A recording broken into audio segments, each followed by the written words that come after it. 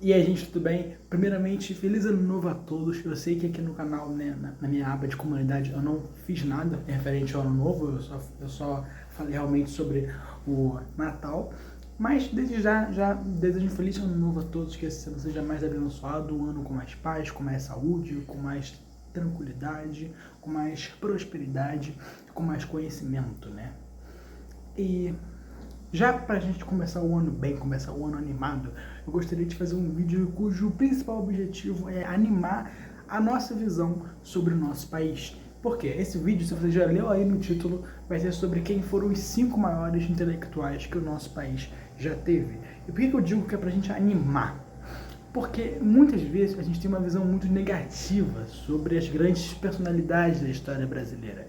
A gente acha que não tem tantas pessoas assim pra gente se inspirar. E de fato, não tem tantas, mas ter poucas é melhor do que não ter nada. E esses 5 grandes intelectuais aqui são realmente homens muito grandes, muito assim, bons mesmos, que foram homens tanto grandiosos no quesito do conhecimento, ou seja, tanto no quesito da verdade quanto no quesito das virtudes, ou seja, no bem, porque o bem e a verdade são meio que irmãos, digamos assim, porque em essência eles são a mesma coisa. Portanto, o homem que conhece a verdade também conhece o bem e vice-versa. É por isso que os intelectuais de verdade e os santos são tão semelhantes, porque enquanto um tem como o foco a verdade, o outro tem o bem, mas a verdade é o bem e o bem é a verdade. Portanto, esses 5 grandes intelectuais aqui são homens assim com um excelente caráter e que são excelentes pessoas para a gente se inspirar e ver como exemplos, né?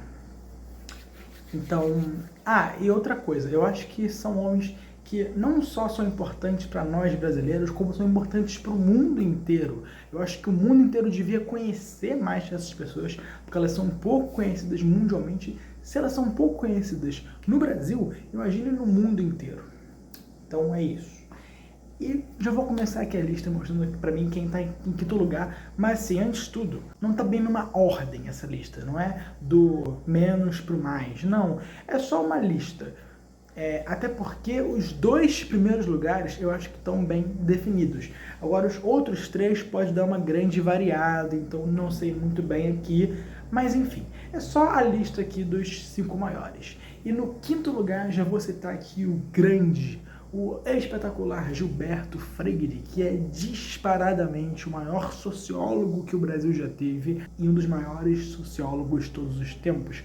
Porque se a função do sociólogo é conseguir ler como funciona a sociedade ao qual ele vive, o Gilberto Freire fez isso com maestria. Porque acredito eu que ninguém nunca interpretou tão profundamente a cultura, história, geografia, antropologia, sociologia, de uma maneira tão profunda, tão detalhadamente perfeita quanto o Gilberto Freire entendeu todos os quesitos sociais aqui do nosso Brasil. Ele conseguia ler perfeitamente como que funcionava a sociedade brasileira e o rumo da história do Brasil. Uma coisa que eu acho interessante nele é que ele dá um grande destaque para Portugal. Ele mostra como que Portugal foi essencial, não só para a história do Brasil, como para a história do mundo inteiro, porque muitas vezes a gente subestima Portugal, menospreza eles. A gente trata Portugal como se não tivesse relevância nenhuma na nossa história. Você com certeza já viu, né, um meme que é assim: a gente estava aqui de boa e os portugueses chegaram aqui e roubaram nosso ouro. Isso é mentira, porque Portugal foi fundamental para a construção do Brasil. Os portugueses trouxeram a alta cultura da Europa para cá, ou seja, eles formaram essa nação. Eles foram extremamente importantes, extremamente relevantes, e o Gilberto Freire entende isso e mostra para a gente como que isso funcionou ao longo de toda a nossa história. Ele escreveu já vários livros, mas sem dúvida nenhuma sua obra magna é Casa Grande e Senzala. É uma obra, assim, essencial se você quer entender como que funciona a sociedade brasileira e a história do Brasil. Enfim, o Gilberto Freire, ele é fantástico e é um grande erudito, um grande intelectual, um grande homem, um grande brasileiro para a gente se inspirar. Agora, em quarto lugar, nós temos o grande também, Otto Maria Carpo. O Carpo, ele era um austríaco, ele nasceu na Áustria, viveu lá por muitos anos e tal, porém, para ele conseguir fugir da guerra, né, que estava tendo na Europa, ele acabou fugindo aqui para o Brasil. E olha que curioso, ele chegou aqui no Brasil sem conhecer ninguém daqui, sem falar o idioma português e sem não ter, assim, muito dinheiro no bolso. Mas ele conseguiu se adaptar tão bem aqui, sabe por quê? Porque ele era um poliglota. Otto Maria Carpo, ele falava mais de 10 línguas. Sim, ele era um ultra poliglota. E além disso tudo, além dele ser fluente em mais de 10 línguas, ele também conhecia perfeitamente a história da filosofia, da música e da literatura. Inclusive, acredito eu que a obra magna dele seja a História da Literatura Ocidental, que é um livro gigantesco que conta toda a história, assim, dos grandes autores aqui que nós tivemos no Ocidente. Ele conta de maneira muito detalhada, muito perfeita. Além disso tudo, ele também escreveu o livro A História da Música Ocidental, que também é de uma maneira muito bem detalhada, embora não seja tão grande quanto é o da História da Literatura Ocidental. E o Otto Maria Carpo, por ele ter vivido aqui muitos anos no Brasil e por ter morrido aqui, ele acabou então tendo nacionalidade brasileira, né? Então ele era um austro-brasileiro e ele é até que um pouco conhecido, né? Até porque o livro da História da Literatura Ocidental é um livro bastante apreciado, porém ele não escreveu só isso, aí que tá, porque muita gente só conhece ele por causa desse livro, mas ele escreveu vários outros e também ele era um grande jornalista, ele conhecia muito bem como que era a história do pensamento político na Europa e na América. Então, os comentários dele sobre política e sobre economia também eram muito bons. Agora, em terceiro lugar, nós temos o Miguel Reale, que, acredito eu, foi o maior jurista da história do Brasil, até porque o Miguel Reale, ele inclusive é famoso lá fora. Por quê? Por conta da sua teoria inovadora da tridimensão do direito. Isso fez ele ficar conhecido muito, né, lá fora. E aqui no Brasil, ele foi secretário de Justiça, professor universitário e também ele foi um membro do Partido Integralista. Foi um dos maiores movimentos políticos do Brasil no século XX, né? Ele fez parte desse movimento. E também ele era um grande polímata, né, cara? Porque ele não era só jurista, ele também era filósofo, sociólogo, escritor, enfim, várias coisas. Ele era um grande intelectual e um grande erudito. Em segundo lugar, nós temos um cara que foi amigo do Miguel Reale, que eu já falei dele muito aqui no meu canal, que é o nosso querido professor Olavo de Carvalho, que para mim, aqui, né, desses 5, ele se configura como o segundo maior, só tá atrás do que tá em primeiro lugar aqui, que eu já vou falar sobre ele, mas acho que alguns aqui já devem estar adivinhando quem é. Mas agora vamos falar do Olavo. Cara, o Olavo, ele foi o filósofo do século XXI e metade do século XX. Eu não estou exagerando, o Olavo de Carvalho, ele é um gênio, um gênio. Por quê? Porque ele se especializou em várias áreas, mesmo não tendo se formado na escola. Ele se formou de forma autodidata. Ele era um polímata igual o Otto Maria Carpo, até porque ele falava inglês, espanhol, francês, italiano, português, né, obviamente. Também era um pouco especialista em latim e grego antigo. Mas além disso tudo, né, essa aqui não é a parte principal dele. A parte principal é realmente o seu profundo conhecimento da história da teologia, psicologia e filosofia. Olavo de Carvalho, ele criou ideias inovadoras, ideias originais, como, por exemplo, as 12 camadas da personalidade, a paralaxe cognitiva, o imbecil coletivo, a teoria dos 4 discursos aristotélicos, enfim, ele criou ideias originais, gente. Porque isso é um filósofo. Não vem achar, não, mas eu quero ler aqui Marlene Chauí, Paulo Freire. Pelo amor de Deus, gente, vocês não vão conhecer nada de bom desses caras.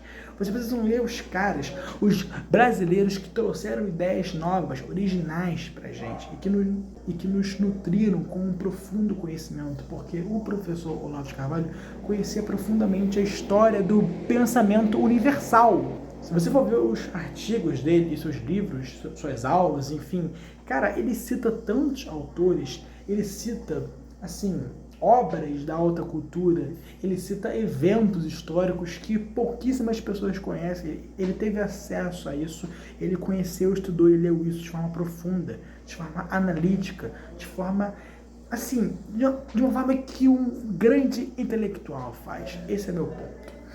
Mas diante disso tudo, quem então está na frente do Olavo de Carvalho, quem está na frente do Gilberto Freire, do Otto Maria Carpo e do Miguel Reale? Tem que ser alguém realmente muito grande, né? E sim, gente, é alguém grandioso demais pro Brasil inteiro, eu vou dizer assim, que é o grande Mário Ferreira dos Santos. Disparadamente o maior pensador, o maior intelectual que esse país já teve.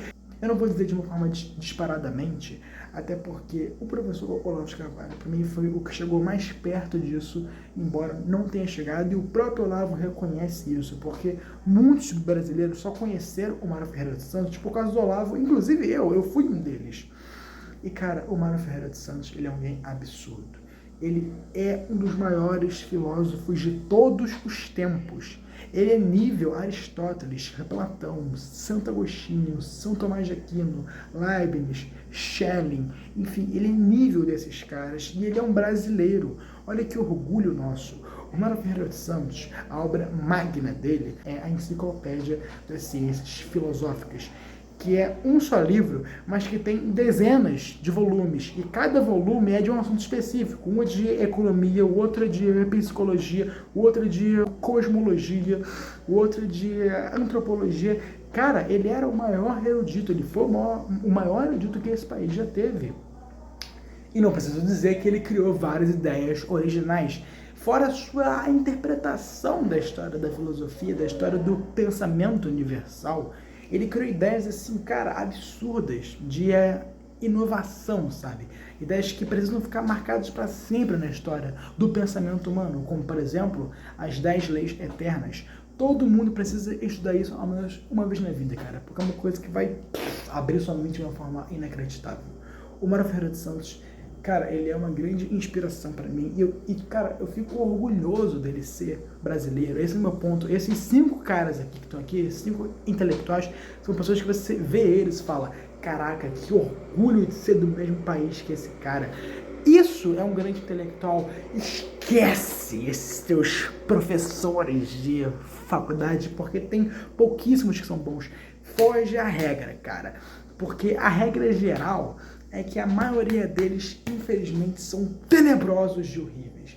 Alguns se salvam, sem dúvida nenhuma, alguns são excelentes intelectuais, são excelentes professores, mas não veja qualquer doutorzinho aí como um grande intelectual, como alguém para você se inspirar. Não veja, cara. Veja esses 5 que eu falei, porque sem dúvida vão mudar a sua vida e vão abrir sua mente para ideias novas, cara.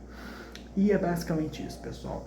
Comece então a ler mais sobre esses 5, estudar mais eles, porque sem dúvida vai valer a pena, eu posso te garantir isso.